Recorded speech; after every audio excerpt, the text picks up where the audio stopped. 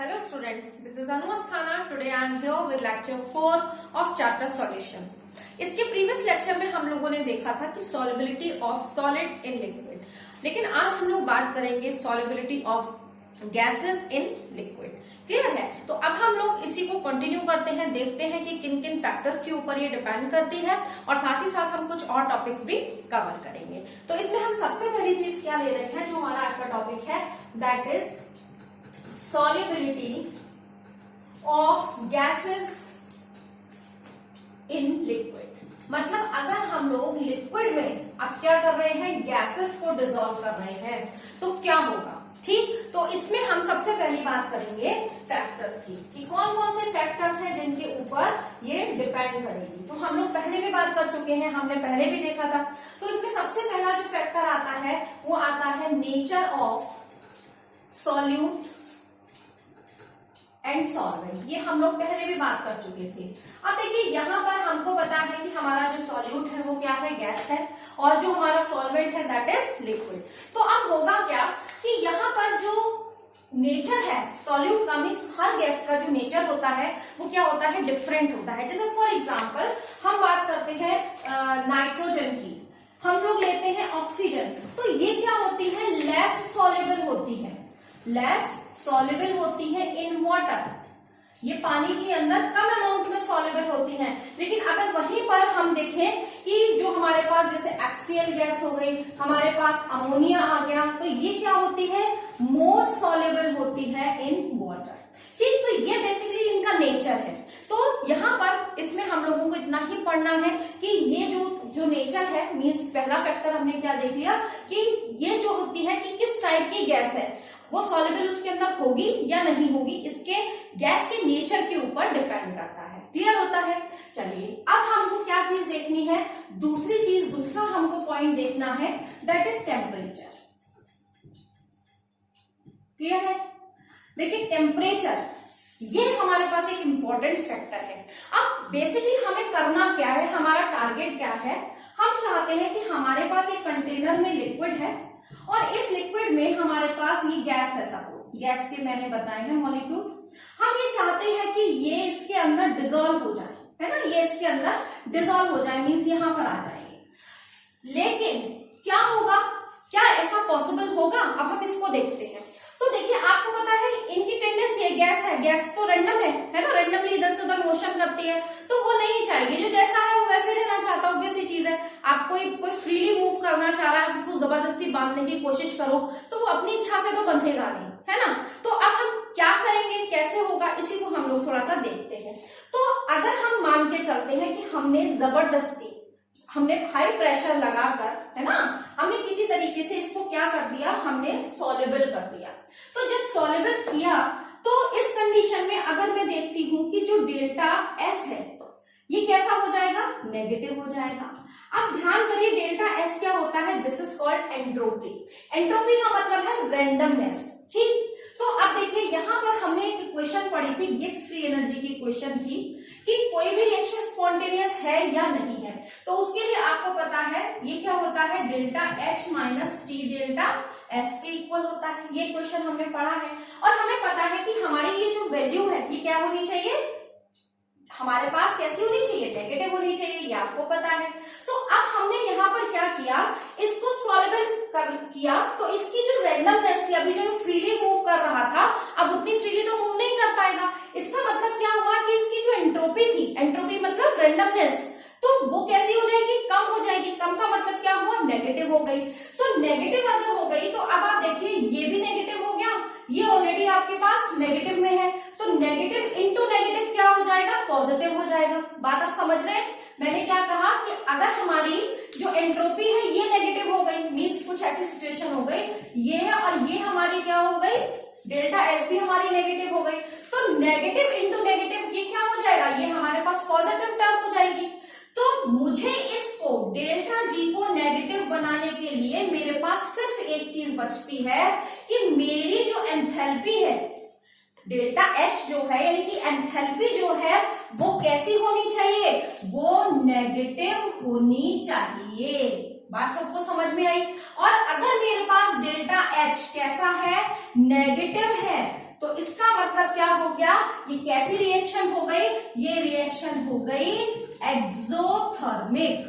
और हम लोगों ने पहले देखा था कि अगर हमारी रिएक्शन एक्सोथर्मिक होगी, यानी कि अगर हम टेम्परेचर को बढ़ाएंगे, अगर हम टेम्परेचर को इंक्रीज करेंगे, तो क्या होगा, जो सॉल्युबिलिटी है वो क्या हो जाएगी, वो डिक्रीज हो जाएगी। बात सबको समझ में आ गई। हमने ये चीज देखी थी कि एक्सोथर्मिक होगा तो उस कंडीशन में क्या होगा, रिवर्स नेगेटिव रिजल्ट मिलेगा। ली चैटेलियर प्रिंसिपल को ध्यान करिए। तो उस कंडीशन में क्या है, एक्सोथर्मिक मतलब हीट ऑलरेडी रिलीज हो रही है, हम उसको और हीट प्रोवाइड करवा रहे हैं, तो वहां पर क्या हो जाएगा, नेगेटिव इंपैक्ट पड़ेगा। जो हमारी रिएक्शन होगी वो बैकवर्ड हो जाएगी, और बैकवर्ड होने का क्या मतलब है कि हमारी जो सॉल्युबिलिटी होगी वो डिक्रीज हो जाएगी। तो एक बहुत इंपॉर्टेंट हमारे पास एक ये रिजल्ट आता है। यहां तक आई थिंक आपको समझ में आया। तो टेम्परेचर पे आपको पता चला कि टेम्परेचर अगर हम इंक्रीज करेंगे तो सॉल्युबिलिटी हमारी क्या हो जाएगी, डिक्रीज हो जाएगी। अब देखिए इसी का जो यूज होता है वो कहाँ, हमारे जो एक्वेटिक एनिमल्स हैं वो इसका यूज करते हैं। आपने देखा होगा कि जितने भी एक्वेटिक एनिमल्स होते हैं मोस्टली वो कहाँ पर सर्वाइव कर सकते हैं, नीचे ही रहते हैं। ऊपर का टेम्परेचर, उसका रीजन क्या है कि वो नीचे ज्यादा रहते हैं, ऊपर थोड़ी देर के लिए आते हैं, है ना। उसका रीजन क्या है कि जो ऊपर का पानी है उसका टेम्परेचर ज्यादा है, उसका टेम्परेचर ज्यादा है। जब टेम्परेचर ज्यादा होगा तो उस पानी के अंदर जो डिजॉल्व्ड ऑक्सीजन होगी वो कम सॉल्युबल होगी। बात को समझ पा रहे हैं आप लोग। लेकिन जब हम नीचे की तरफ जाएंगे तो नीचे का टेम्परेचर कैसा होगा, पानी का कम होगा, है ना। कम होने की वजह से क्या हो जाएगा, जो एक्वेटिक एनिमल्स होंगे वो उस ज्यादा एयर डिजॉल्व हो जाएगी। जब ज्यादा एयर डिजॉल्व हो जाएगी तो क्या हो पाएगा, वो आसानी से उसको ब्रीदिंग कर सकते हैं, इनटेक कर सकते हैं उसका। तो यही कारण है कि जो एक्वेटिक एनिमल्स हैं वो मोस्टली कहाँ पे रहते हैं, जमीन में, सॉरी नॉट जमीन में, पानी में। वो लोग क्या होते हैं, नीचे की तरफ आसानी से रह सकते हैं। क्लियर होता है। तो ये हमारे पास एक बहुत इंपॉर्टेंट फैक्टर आया। अब नेक्स्ट आता है, थर्ड फैक्टर आता है, दैट इज, मैं थर्ड फैक्टर की बात कर रही हूं, दैट इज प्रेशर। क्लियर। अब देखिए प्रेशर से एक लॉ भी आया है। क्या है वो लॉ, उस लॉ को हम लोग बोलते हैं हेनरीज लॉ। वो लॉ जो है वो सॉल्युबिलिटी और प्रेशर में एक रिलेशन देता है। ठीक है, क्वांटिटेटिव रिलेशन हमको मिलता है, बेसिकली इससे हमें क्वांटिटेटिव रिलेशन मिलता है। ये हमें क्या देता है, हमको प्रेशर और सॉल्युबिलिटी के रिलेशन को बताता है कि इन दोनों के बीच में क्या लिंक है। तो इसी को हम लोग क्या बोलते हैं, हेनरीज लॉ बोलते हैं, जो कि बहुत इंपॉर्टेंट है। हर साल लगभग एक क्वेश्चन इसमें से आता ही आता है। क्लियर है। तो इसीलिए इसको थोड़ा सा समझने की कोशिश कीजिएगा, इजी है, ज्यादा टफ नहीं है। तो अब हम लोग क्या देख रहे हैं, हम लोग नेक्स्ट देख रहे हैं हेनरीज लॉ। क्लियर। अब देखिए ये लॉ क्या कहता है, ये लॉ ये बोलता है कि एट कांस्टेंट टेम्परेचर, पहले मैं इसको लिख देती हूँ फिर मैं समझाती हूँ। क्लियर। तो हमारे पास ये लॉ कहता है कि at constant temperature means temperature हमारा कैसा होना चाहिए, कांस्टेंट होना चाहिए। At constant temperature the solubility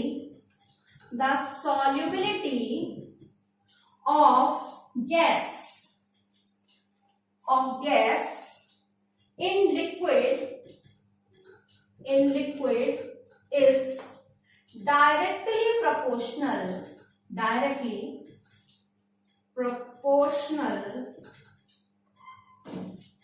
to the partial pressure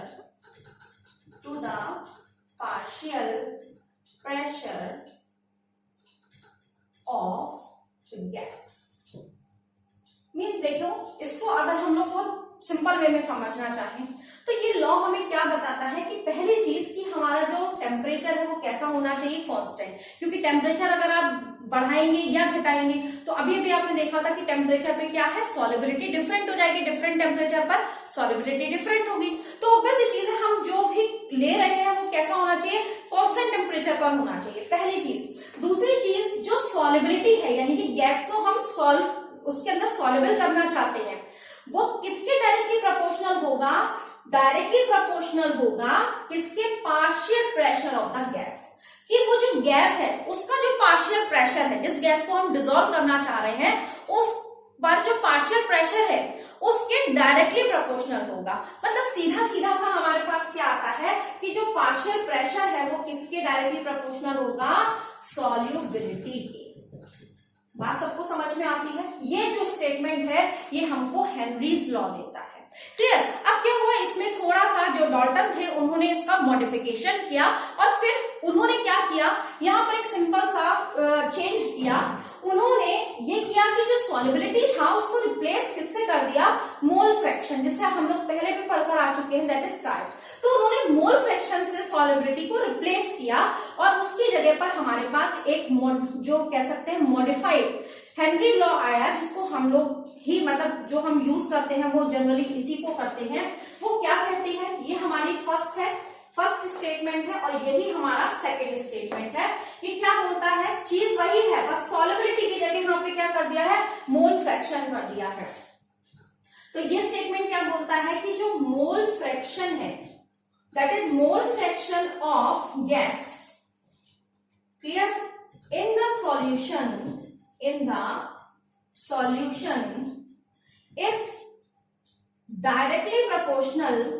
is directly proportional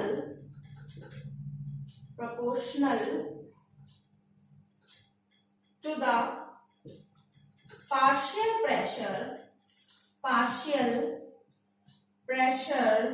of the gas। बोलिए, सबको बात समझ में आ गई? सब कुछ सेम सा ही है, बस यहाँ पे क्या हुआ, सॉल्युबिलिटी को रिप्लेस किससे कर दिया, मोल फ्रैक्शन से।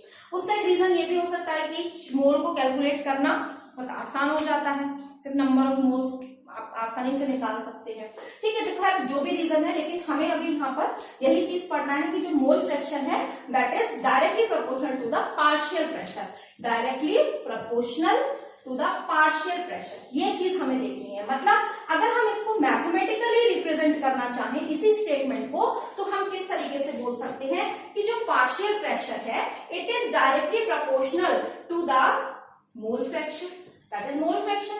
क्लियर। अब ये हमारा जो प्रोपोर्शनलिटी का साइन है, जब हम इसको हटाएंगे तो हमारे पास क्या आता है, that is K H and chi. Clear. जहां पे ये जो के एच है this is known as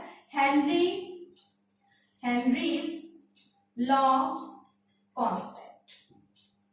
clear है, ये क्या कहलाता है, हेनरी लॉ कांस्टेंट कहलाता है। बात सबको समझ में आई?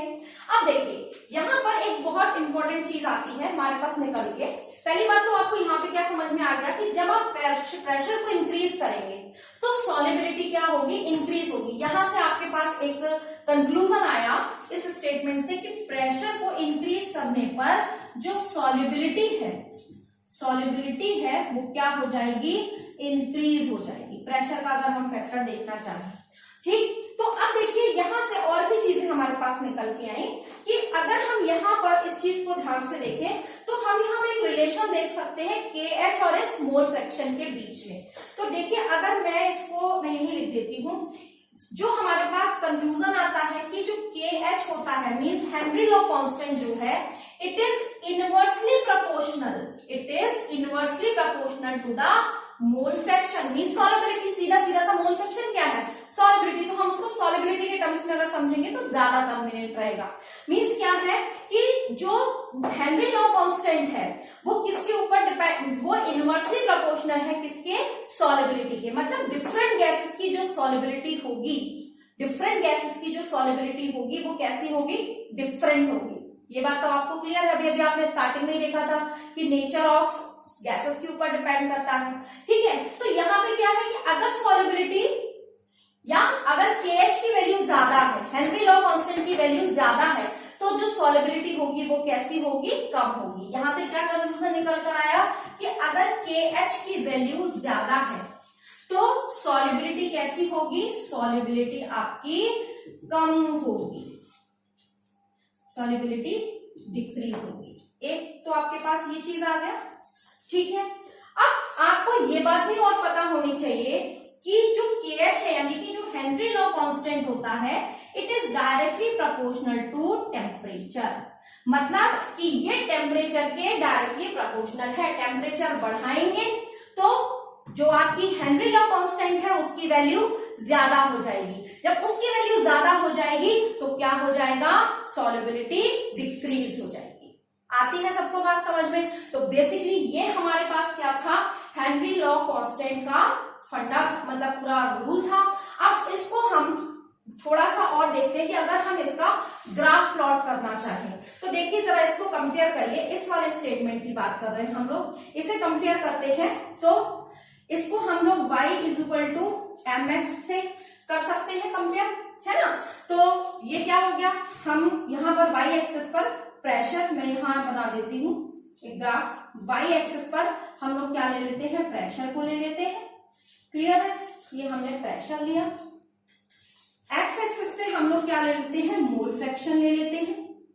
क्लियर, और यहाँ पर ये हमारा क्या हो जाएगा, क्योंकि डायरेक्टली प्रोपोर्शनल लीनियर आएगा तो इसका जो स्लोप होगा ये क्या होगा, m, ये क्या है, kh, हेनरी लॉ कांस्टेंट। तो इस तरीके से ये हमारा क्या हो गया, ग्राफ हो गया हेनरी लॉ कांस्टेंट का, और साथ ही साथ ये इसके क्या हो गए, स्टेटमेंट के साथ इसका मैथमेटिकल एक्सप्रेशन प्लस इसमें जो हमको रिजल्ट निकले हैं ये वो हो गए। सबको बात समझ में आती है? चलिए अब हम लोग इसका नेक्स्ट टॉपिक देखते हैं कि इसके एप्लीकेशंस क्या हैं। अब हम लोग उसकी बात करेंगे कि इसका यूज क्या है, कहाँ कहाँ पर हम इसका यूज करते हैं। तो हम लोग जो नेक्स्ट टॉपिक देख रहे हैं that is application of Henry's law. Application of Henry law. Clear, तो देखिए सबसे पहला एप्लीकेशन कहां पर है, सबसे पहला जो एप्लीकेशन है वो कहां पर होता है, कार्बोनेटेड ड्रिंक्स। आपको पता है कि सभी लोग कोल्ड ड्रिंक्स वगैरह पीते हैं, गर्मियां आ गई अब तो बहुत ज्यादा अमाउंट में पी जाएगी। तो जितनी भी कोल्ड ड्रिंक्स होती हैं अगर आप उसको क्या करिए, थोड़ा सा लूज करते हैं कैप को, तो उसमें से ऐसे कुछ की सी आवाज आती है, तो वो क्या होता है, गैस रिलीज होती है। इसका मतलब क्या हुआ इसका मतलब ये है कि वो जो गैस है उसके अंदर भरी हुई है, तो जैसे ही आपने उसके प्रेशर को रिड्यूस किया उसमें से जो गैस थी वो बाहर निकली, क्योंकि गैस तो ऑब्वियस चीज है, जैसे उसको जगह मिलेगी वो तुरंत आपको भी पता है वो क्या करने लगेगी, मोशन करने लगेगी।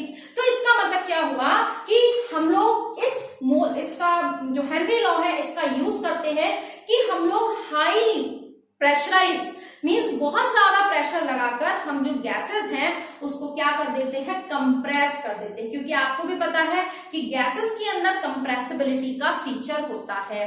ठीक, मतलब आप जब उसको प्रेशराइज करेंगे तो जो गैस के मॉलिक्यूल्स हैं वो इतने पास पास आ जाते हैं कि वो लिक्विड फेज में आ जाते हैं। ठीक, तो वही एप्लीकेशन यहाँ पर भी होती है कि जब हम उसको हाई प्रेशर अप्लाई करते हैं तो वो क्या हो जाती है, सॉल्युबल हो जाती है उस कोल्ड ड्रिंक के अंदर, और जैसे ही हम उसके ढक्कन को रिड्यूस करते हैं, हल्का करते हैं, तो यानी कि प्रेशर को रिड्यूस किया तो वो जो गैस होती है वो बाहर आती है। ठीक, सबको बात समझ में आ गई। पहला हमारे पास एप्लीकेशन हो गया कार्बोनेटेड ड्रिंक्स के। तो कार्बोनेटेड ड्रिंक्स जो होती हैं आर सील्ड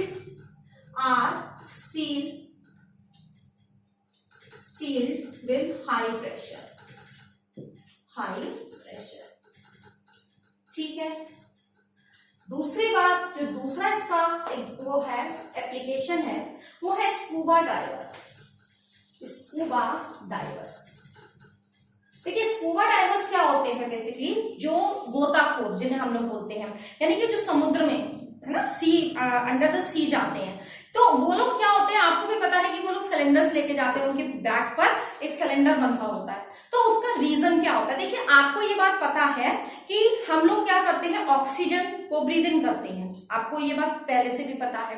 अब क्या होता है कि जब हम नीचे जाते हैं तो अभी हमारे पास क्या है, अभी जैसे हम लोग मान के चलिए, मैं इसको यहाँ पे थोड़ा सा रख कर देती हूँ कि अभी हम लोग कहाँ पर है, हम लोग इस सरफेस पर है, ये हमारा लैंड एरिया है। क्लियर है, लैंड पर है हम लोग, तो यहाँ पे हमको जो प्रेशर लग रहा होगा वो 180 atm के करीबन लगता है, आपको भी पता है।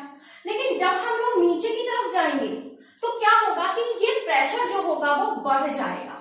ये प्रेशर क्या हो जाता है, यहाँ पर जो प्रेशर होता है वो इंक्रीज हो जाता है। और आपको ये बात पता है कि जब प्रेशर इंक्रीज हो जाएगा, जब प्रेशर बढ़ जाएगा, तो जो गैसेस की सॉल्युबिलिटी होगी, या ये हमने लिखा हुआ है कि यहाँ पर क्या होगा, यही वाली चीज होगी कि प्रेशर बढ़ जाएगा तो सॉल्युबिलिटी क्या हो जाएगी, बढ़ जाएगी। यहाँ पर ये सॉलिबिलिटी क्या हो जाएगी, बढ़ जाएगी। इसका मतलब क्या हुआ कि जब वो अंदर जाएंगे, नीचे गहराई में जाएंगे, तो वहां पर क्या होगा कि जो गैसेस होंगी वो ज्यादा उनकी बॉडी के अंदर सॉलेबल हो जाएंगी, है ना। अब उस कंडीशन में क्या होगा, अगर सॉलेबल हो जाती है तो चलिए कोई दिक्कत नहीं है, लेकिन दिक्कत कहां पर आएगी कि जब वो वापस ऊपर की तरफ जाएंगे, जब वो लोग वापस ऊपर की तरफ जाएंगे तो क्या होगा, अब प्रेशर कैसा होगा, डिक्रीज होगा।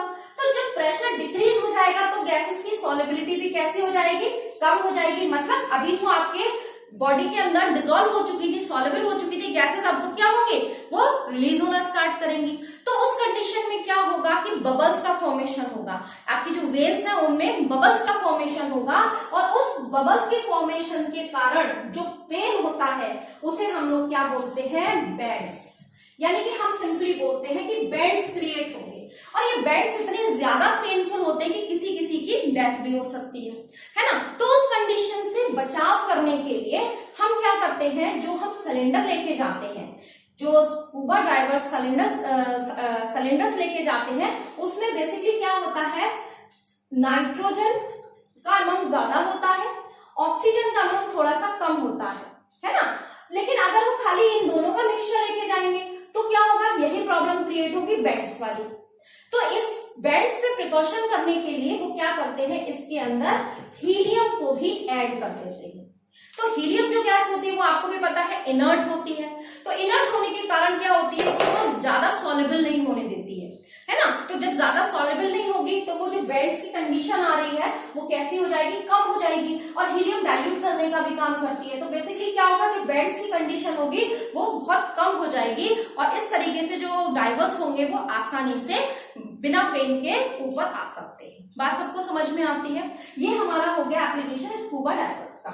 थर्ड जो होता है दैट इज हाई एल्टीट्यूड। ये क्या होता है, थर्ड हम लोग कहते हैं कि जब हम लोग हाई एल्टीट्यूड पे जाते हैं, मतलब क्या होता है, at high altitude, high altitude. देखिए इसका मैंने पूरा नहीं लिखा है, मैंने आपको सिर्फ समझा दिया है, आप बाकी अपनी लैंग्वेज में आप खुद लिख सकते हैं। क्लियर। तो देखिए हाई एल्टीट्यूड का मतलब क्या है कि जैसे हम लोगों को अभी हम लोग लैंड एरिया में थे, ये हमारा लैंड है, अब अभी तो हम लोग गए थे कहां पे, नीचे, अब हमें कहां जाना है, ऊपर जाना है, मींस हिल एरियाज पे। तो जब हम लोग हिल एरियाज पे जाते हैं तो वहां पर प्रेशर क्या हो जाता है, कम हो जाता है। जस्ट रिमेंबर दिस कि जब लैंड के नीचे जाएंगे तो प्रेशर इंक्रीज होता है, जब हम लोग ऊपर की तरफ जाते हैं तो क्या होता है, प्रेशर हमारा क्या हो जाता है, डिक्रीज हो जाता है। अब प्रेशर डिक्रीज हुआ तो उसकी वजह से क्या होगा कि सॉल्युबिलिटी हमारी कम हो जाएगी, मींस हम जो ऑक्सीजन ले रहे हैं, है ना, वो क्या होगा, हमारी बॉडी के अंदर एंटर तो करेगी लेकिन वो डिसॉल्व नहीं होगी, सॉल्युबल नहीं होगी, हमारे ब्लड के अंदर पहुंचेगी नहीं। तो जब वो पहुंचेगी नहीं तो वहां पर फिर हमको क्या होगा, बहुत ज्यादा प्रॉब्लम्स होगी, वहां पे हमारा माइंड काम करना, मतलब जो हम कहते हैं प्रॉपरली थिंकिंग कर नहीं पाएंगे, है ना। तो प्रॉपर थिंकिंग नहीं हो पाएगी, ब्रीदिंग में हमको दिक्कत होने लगेगी, वीकनेस आने लगेगी। तो ये जो प्रॉब्लम्स आएंगी तो इसको हम लोग क्या नाम देते हैं, इसको हम लोग एक बीमारी का नाम देते हैं, that is known as anoxia. तो ये जो एनोक्सिया की प्रॉब्लम होती है, ये क्या होती है, जब हम लोग हाई या हिल स्टेशंस पे जाते हैं तो वहां पर प्रेशर रिड्यूस होने के कारण जो ऑक्सीजन है उसकी सॉल्युबिलिटी कम हो जाती है, जिसकी वजह से ये प्रॉब्लम क्रिएट होती है। अच्छा, एक चीज और यहाँ पर स्कूबा डाइवर्स में एक चीज और है कि जैसे कुछ स्टूडेंट्स का ये भी कहना होता है कि हमको सिर्फ ऑक्सीजन ही लेनी है, तो फिर हम खाली ऑक्सीजन का सिलेंडर ही लेके क्यों नहीं जाते हैं सी वाटर के अंदर, हम खाली ऑक्सीजन का सिलेंडर ही लेके क्यों नहीं जाते हैं, हम क्यों नाइट्रोजन उसके अंदर मिक्स करते हैं। हीलियम का तो आपको काम पता ही चल गया, लेकिन उसका रीजन क्या है कि हमारे बॉडी के अंदर जो अमाउंट जाना चाहिए वो उतना सफिशिएंट है, लेकिन अगर हम ज्यादा जाएंगे नीचे तो सॉल्युबिलिटी हमारी बढ़ जाएगी। तो ज्यादा एक्सेस अमाउंट में अगर हमारी बॉडी के अंदर प्योर ऑक्सीजन पहुंचेगी तो वो कैसी हो जाती है, टॉक्सिक इफेक्ट दिखाएगी, मीन्स वो हमारे लिए टॉक्सिक हो जाएगी, पॉइजनस हो जाएगी, और वो हमारे लिए डेथ का भी एक कारण बन सकती है। इसलिए हम लोग प्रॉपर प्योर ऑक्सीजन का सिलेंडर लेकर नहीं जाते, क्योंकि वहां पे प्रेशर इंक्रीज हो रहा है। बात आपको समझ में आ रही है। तो ये बेसिकली क्या थे, इसके कुछ एप्लीकेशंस थे जो इंपॉर्टेंट है, पूछे जाते हैं, आपको आई थिंक क्लियर हो गए होंगे। अब हम लोग लास्ट टॉपिक पे आते हैं, लिमिटेशंस। अब ऑब्वियस चीज है कि हर चीज के दो पहलू होते हैं, कुछ अच्छाइयां होती हैं तो भाई कुछ कमियां भी होती हैं, तो उन कमियों को हम लोग देख लेते हैं। तो उसके लिए हम बात करेंगे लिमिटेशंस की, ठीक है। लिमिटेशंस, सीमाएं, limitations of Henry law. Henry law, तो देखिए सबसे पहले ये क्या है कि हमारे पास जो टेम्परेचर है वो बहुत ज्यादा लो नहीं होना चाहिए। पहला कि जो टेम्परेचर है, मैं यहां लिख देती हूं कि टेम्परेचर जो है should not be very low. Temperature should not be very low, बहुत कम नहीं होना चाहिए। प्रेशर जो है, प्रेशर है should not be very high, वो बहुत ज्यादा हाई नहीं होना चाहिए। साथ ही साथ जो गैसेस हैं उनमें आपस में केमिकल चेंजेस नहीं होने चाहिए। ये बहुत इंपॉर्टेंट चीज है कि जो गैसेस हैं, गैसेस शुड नॉट